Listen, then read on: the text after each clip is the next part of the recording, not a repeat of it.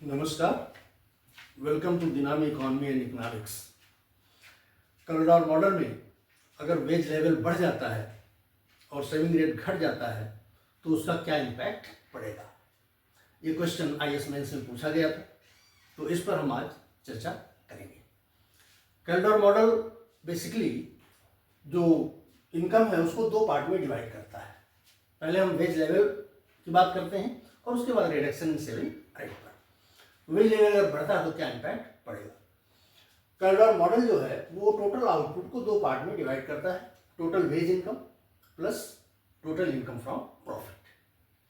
अगर इसको हम शेयर के रूप में डिवाइड करेंगे तो y से डिवाइड कर दिया जाएगा दोनों पार्ट को, यहाँ 1 आ जाएगा, ये W/Y और ये P/Y।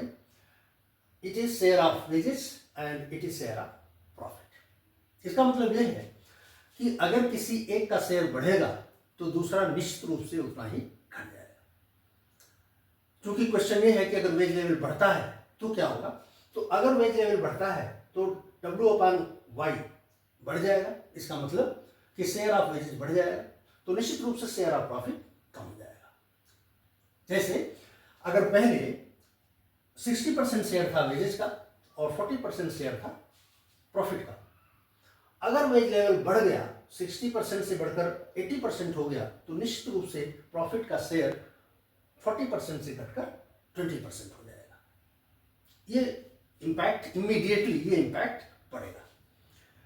लेकिन इकोनॉमी में डिस्ट्रीब्यूशन की लॉन्ग रन स्थिति पर क्या इम्पैक्ट पड़ेगा, क्या ये जो इम्पैक्ट है कि वेज लेवल बढ़ते ही शेयर ऑफ वेजेस बढ़ जा रहा है और शेयर ऑफ प्रॉफिट घट जा रही है, तो ये लॉन्ग रन सोल्यूशन है, इस पर हम विचार करते हैं। इसके लिए हमको ये जो सेविंग फंक्शन है कॉरिडोर का, इसकी आवश्यकता है।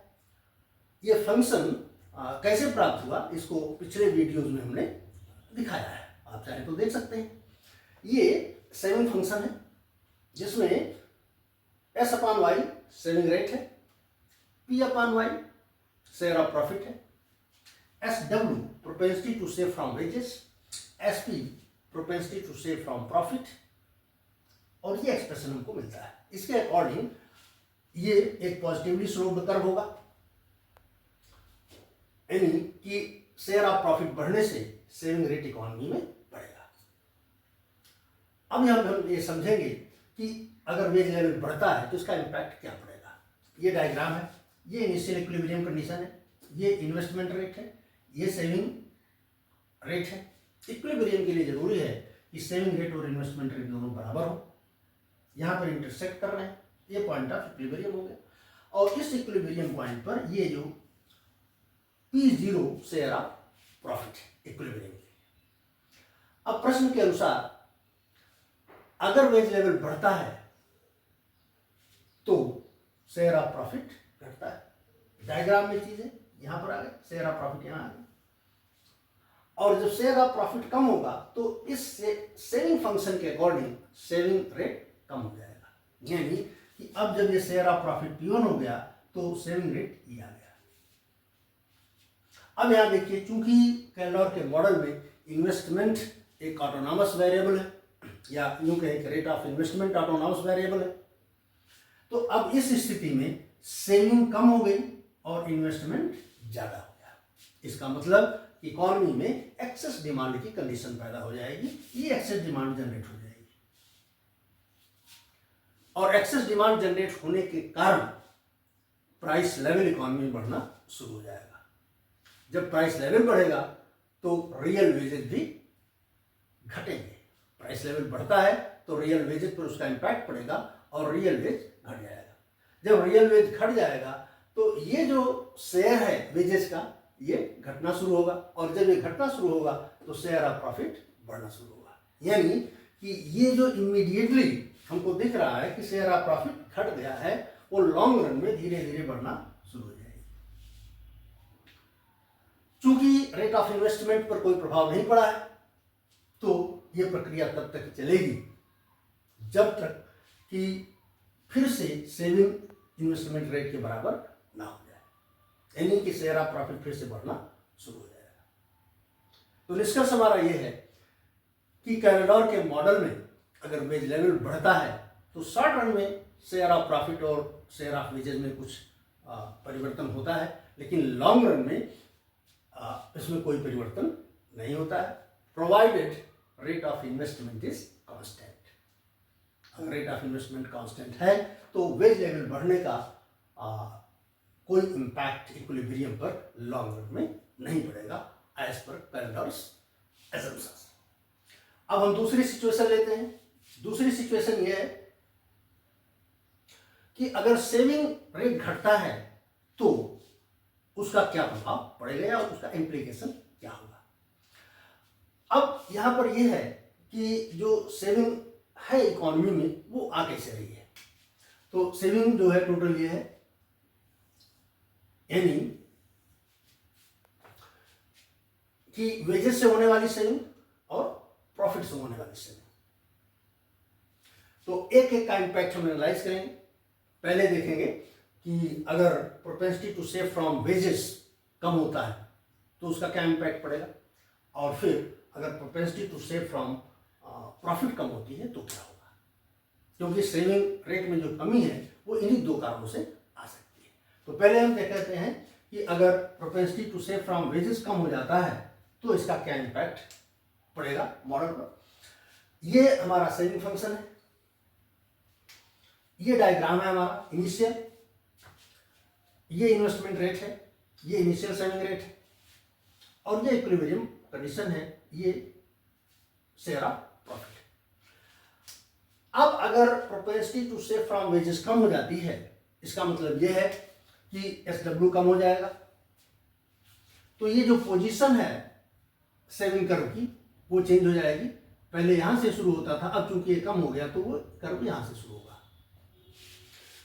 ये स्लोप है सेविंग कर्व का। चूंकि SW में कमी आ रही है इसलिए इसमें वृद्धि हो जाएगी, ये बढ़ जाएगा, यानी कि जो स्लोप है वो सेविंग कर्व का बढ़ जाएगा। तो हमें ये एक नया सेविंग कर्व मिल रहा है। ये चूंकि रेट ऑफ इन्वेस्टमेंट में कोई चेंज नहीं हुआ है तो अब हमें एक नया इक्विलिब्रियम पॉइंट यहां मिल रहा है, और ये शेयर ऑफ प्रॉफिट है।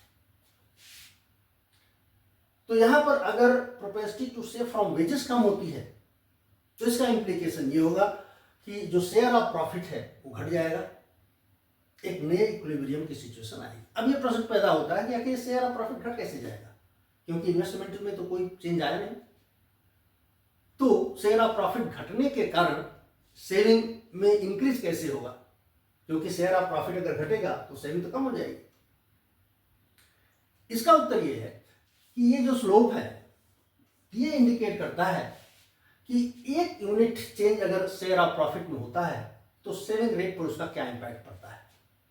चूंकि SW कम हो गया है, इसमें वृद्धि हो गई, यानी स्लोप बढ़ गया है, इसका मतलब हो गया कि चेंज के बाद शेयर ऑफ प्रॉफिट में एक यूनिट चेंज होने के कारण सेविंग में जो चेंज होगा वो पहले के अपेक्षा कहीं ज्यादा होगा। तो शेयर ऑफ प्रॉफिट कम होने के बाद भी जो रिक्वायर्ड इन्वेस्टमेंट है वो फाइनेंस हो जाएगा। क्यों? क्योंकि per unit share of profit जो है वो अब सेविंग में ज्यादा कंट्रीब्यूशन कर रही है। तो ये नया इक्विलिब्रियम हमारे पास है।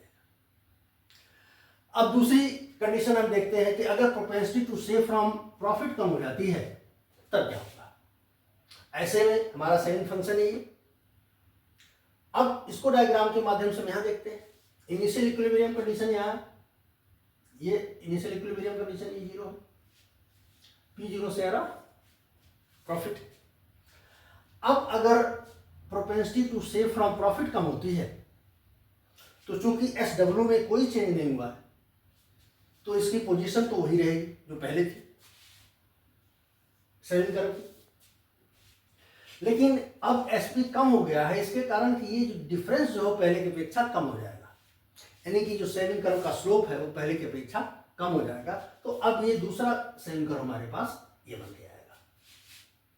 और इक्विलिब्रियम के लिए जरूरी है कि सेविंग रेट और इन्वेस्टमेंट रेट दोनों बराबर हो, इसलिए जो पॉइंट ऑफ इंटरसेक्शन है यहां पर इक्विलिब्रियम डिसाइड होगा और ये नया शेयर ऑफ प्रॉफिट डिसाइड होगा।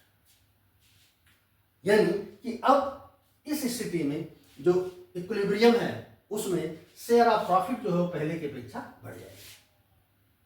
यहां भी बात वही है कि चूंकि रेट ऑफ इन्वेस्टमेंट कांस्टेंट है इसमें कोई चेंज नहीं हुआ है, तो शेयर ऑफ प्रॉफिट बढ़ क्यों रही है? उसका उत्तर हमको यहाँ से मिलता है, क्योंकि इसका स्लोप कम हो गया है। इसका मतलब पर यूनिट जो शेयर ऑफ प्रॉफिट है अब सेविंग में कम कंट्रीब्यूशन कर रही है। तो चूंकि per unit share of profit से कंट्रीब्यूशन सेविंग में कम हो रहा है, तो अब पुराने सेविंग लेवल को प्राप्त करने के लिए शेयर ऑफ प्रॉफिट का बढ़ना जरूरी है। तो इसलिए अब इक्विलिब्रियम में आ गया और शेयर ऑफ प्रॉफिट बढ़ गया। तो लेकिन अब यहां पर हमें ध्यान ये रखना है कि ये जो एक्सप्लेनेशन है वो इस एजम्पशन पर बेस है कि एसपी जो है एसडब्ल्यू से ज्यादा है। अगर ऐसा नहीं हुआ, ये कंडीशन आ गई एसपी इज लेस देन और इक्वल टू एसडब्ल्यू, तब इनका जो मैकेनिज्म है डिस्ट्रीब्यूशन का कैलोरी साहब का वो अनस्टेबल हो जाता है।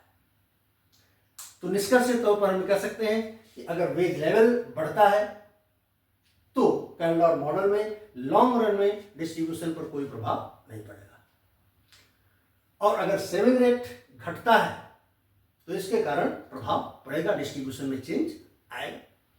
अगर सेविंग रेट में reduction propensity to save from wages के कारण हो रहा है तो इकोनॉमी में शेयर ऑफ प्रॉफिट घट जाएगा, और अगर सेविंग में reduction propensity to save from profit में चेंज के कारण आ रहा है तो शेयर ऑफ प्रॉफिट इकोनॉमी में बढ़ जाएगा, नई इक्विलिब्रियम कंडीशन एस्टैब्लिश हो जाएगी। वीडियो पर अपनी राय दें, मन में कोई प्रश्न हो तो कमेंट के माध्यम तक हम तक पहुंचाएं।